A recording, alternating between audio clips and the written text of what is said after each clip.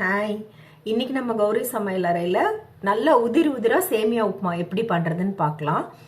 சேமியா உப்புமானாவே நல்லா குழஞ்சு போயிடும், அது லஞ்ச் பாக்ஸ்க்கு எடுத்துகிட்டு போனால் கட்டி கட்டியாக இருக்கும் அப்படின்னு நிறைய பேர் செய்யறதில்ல. இல்லை உதிரா வேணும்னா நிறைய பேர் நிறைய தண்ணி வச்சு அந்த சேமியாவை குக் பண்ணி வடித்து எடுத்துட்டு அதுக்கப்புறம் வாஷ் பண்ணிவிட்டு அப்புறம் தாளிக்கிறாங்க. அது கொஞ்சம் டைமும் எடுக்கும், ஒர்க்கும் அதிகமாக இருக்க மாதிரி இருக்கும். அந்த மாதிரி தண்ணியில் அலசிட்டு நீங்கள் தாளிச்சிங்கன்னா உங்களுக்கு லஞ்ச் பாக்ஸ்க்கு எடுத்துகிட்டு போனால் கெட்டு போகிறதுக்கும் நிறைய சான்ஸ் இருக்குது. நார்மலாக உப்புமா மாதிரியே நீங்கள் தாளிச்சிட்டு அப்படியே செய்யலாம். ஆனால் உதிராகவும் இருக்கும், நல்லா வெந்தும் இருக்கும். அது எப்படி செய்யறதுன்னு சொல்லிட்டு இந்த வீடியோவில் பார்க்கலாம். ரெசிபி மட்டும் இல்லை, எப்பயும் போல் நிறைய குட்டி குட்டி டிப்ஸும் நான் சொல்ல போகிறேன்.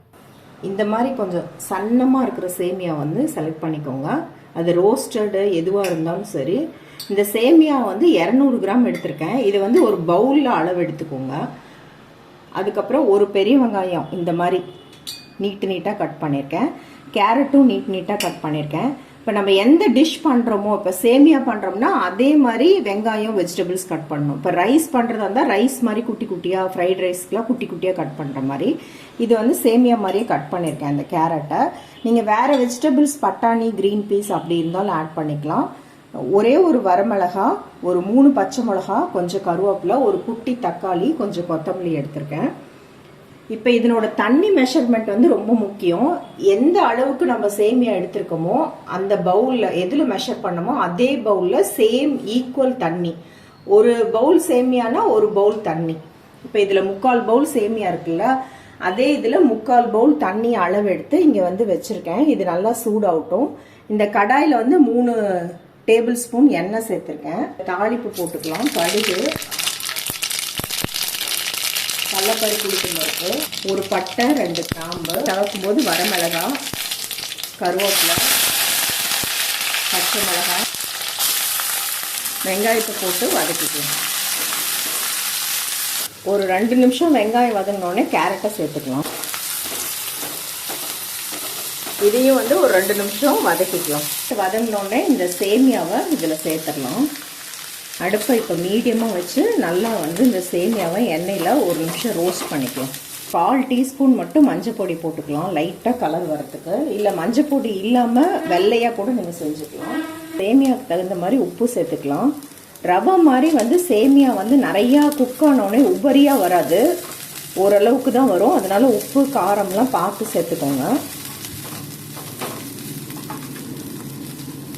இப்போ நம்ம அளவெடுத்து சூடு பண்ணி வச்சுருக்க இந்த தண்ணியை இதில் சேர்த்துக்கலாம்.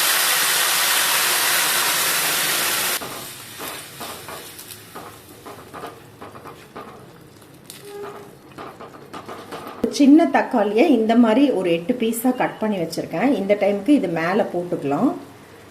தக்காளி மேஷ் ஆகாமல் லைட்டாக அந்த சூட்டுக்கு மட்டும் குக் ஆகி வரும். இப்போ நல்லா அடுப்பை லோவாக வச்சு மூடி வச்சு ஒரு 4-5 நிமிஷம் லோ ஃப்ளேமில் அந்த சேமியா வெந்து வரட்டும். தண்ணி அளவாக இருக்குது, ஸ்லோ ஃப்ளேமில் தான் வைக்கணும். அப்போ தான் சேமியாவும் வெந்து வரும், குழையாமையும் இருக்கும். 3-4 நிமிஷம் ஆயிருக்கு. நம்ம திறந்து பார்க்கலாம்.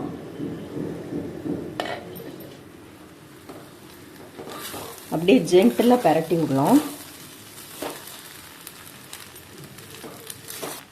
கொத்தமல்லி ஆட் பண்ணிக்கலாம். 1/2 டீஸ்பூன் நெய் சேர்த்துக்கலாம்.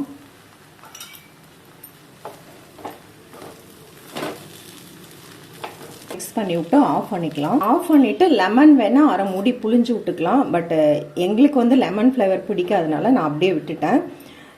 இப்போ பாருங்கள், இந்த மாதிரி அளவு எடுத்து பண்ணிங்கன்னா சேமியா சூப்பராக நல்லா வெந்தும் இருக்கும், உதிராகவும் இருக்கும். நீங்கள் சூடாக சாப்பிட்டாலும் சரி, இல்லை லஞ்ச் பாக்ஸ்க்கு எடுத்துகிட்டு போய் சாப்பிட்டாலும் சரி, செம டேஸ்டியாக இருக்கும்.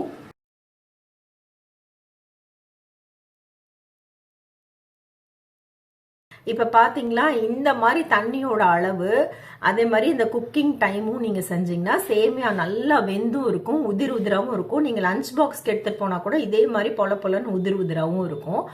இந்த மாதிரி நான் இப்போ சேமியா செய்யறதுனால என் பேரன் கூட இப்போ என்ன கேட்குறான், சேமியா நூடுல்ஸ் பண்ணி கொடுங்க அப்படின்னு கேட்டு வாங்கி சாப்பிட்றான். அந்த அளவுக்கு நல்லா டேஸ்டியாக இருக்கும். இப்போ நான் கேரட் போட்டு செஞ்சதுனால அதிலே வதக்கிட்டேன். நீங்கள் வேறு வெஜிடபிள்ஸ் பட்டாணி அந்த மாதிரி போடுறதா இருந்தால் அதை கொஞ்சம் குக் பண்ணிவிட்டு அதுக்கப்புறமா ஆட் பண்ணிங்கன்னா கரெக்டாக இருக்கும். இதே மாதிரி நீங்களும் செஞ்சு பாருங்கள். எப்படி இருக்குன்னு உங்கள் ஃபீட்பேக்ஸ் கமெண்ட் ஷேர் பண்ணிக்கோங்க. பாய்.